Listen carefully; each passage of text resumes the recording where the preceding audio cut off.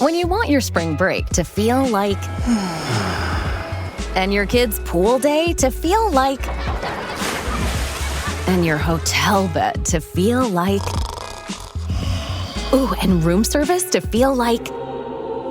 because at Hilton, hospitality feels like... Your cabana's ready. Would you like fresh towels? It matters where you stay. Book now at Hilton.com. Hilton, for the stay. Listen, all you New Yorkers. Excuse me, taxi. Okay, man, we're looking around. This is the 77 WABC minicast. And tonight I'm going to talk about this thing called transhumanism. Is that a good thing or a bad thing? I know Yuri understands it. Yuri's walking around talking to people who aren't there, but for good reason. And I understand that. And we never question it. Just because he's talking to somebody doesn't mean he's not there, just because I can't hear it. But transhumanism, it sounds like something sci-fi-ish. Or as people would say, is this a conspiracy theory? It's my favorite. But what it is very real. And increasingly tied to the rise, my friends, of artificial intelligence. Every single place I go. Last night, in fact, we were talking to some federal agents about artificial intelligence, and they got it, but other people really don't. They think they do, but they don't. Now, transhumanism at its core is the idea, listen carefully, listen with particularity like you've never heard or listened before. It's the idea that human beings can and should use technology to dare I say, enhance their physical and mental abilities, even to the point of transcending biological limits. That means stronger bodies, sharper minds, and ultimately the merging, and here we go, the merging of human consciousness with machines. Where'd the term come from? Julian Huxley in the 1950s. But the philosophy has evolved dramatically. Today it's no longer just theory.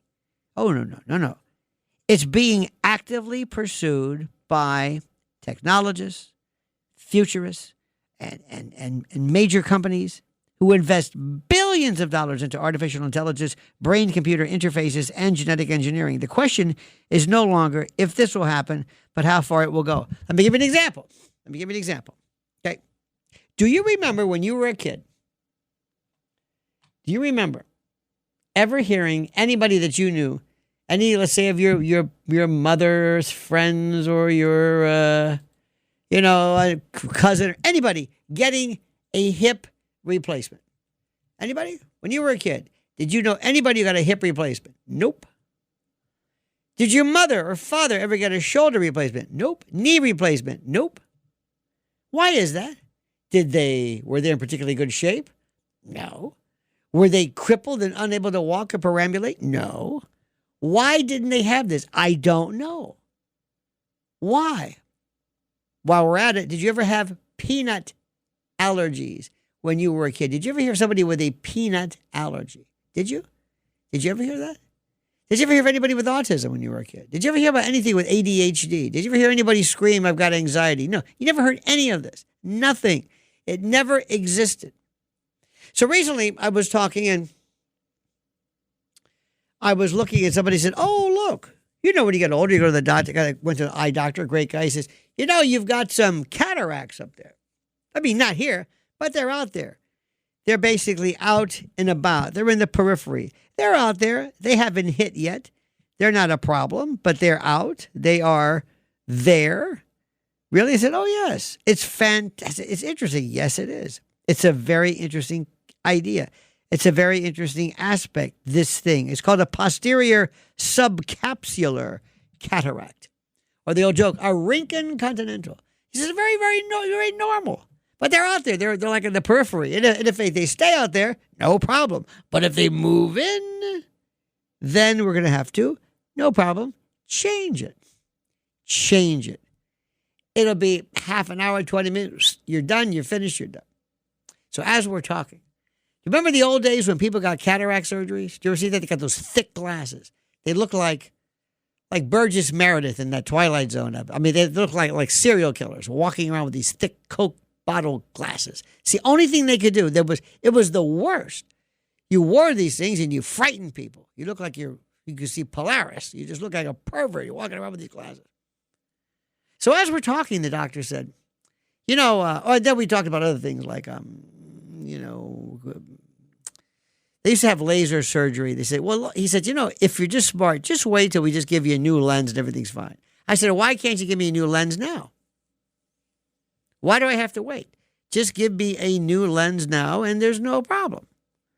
Why do I have to wait for this thing to come here? Why? And then we're talking, and we're kind of getting philosophical. I said, why can't I have a knee replacement now? Why do I have to wait? Why can't I get it now? Here's one for you. There's a young, and this is very, very serious. There's a young man I know who is in the amateur baseball. He's scholarship and that sort of thing. And they were suggesting maybe he should get Tommy John surgery before he needs it. Now, the first rule, of course, as you know, in medicine, do no harm. But why don't we just cut to the chase and just start replacing things now? Why must we wait? And then the question begins. And the question becomes, how much of what we replace doesn't even resemble us anymore? Ryan Reynolds here from Mint Mobile. I don't know if you knew this, but anyone can get the same premium wireless for $15 a month plan that I've been enjoying. It's not just for celebrities. So do like I did and have one of your assistants switch you to Mint Mobile today. I'm told it's super easy to do at mintmobile.com/switch. Upfront payment of $45 for 3-month plan, equivalent to $15 per month required. Intro rate first 3 months only, then full price plan options available. Taxes and fees extra. See full terms at mintmobile.com.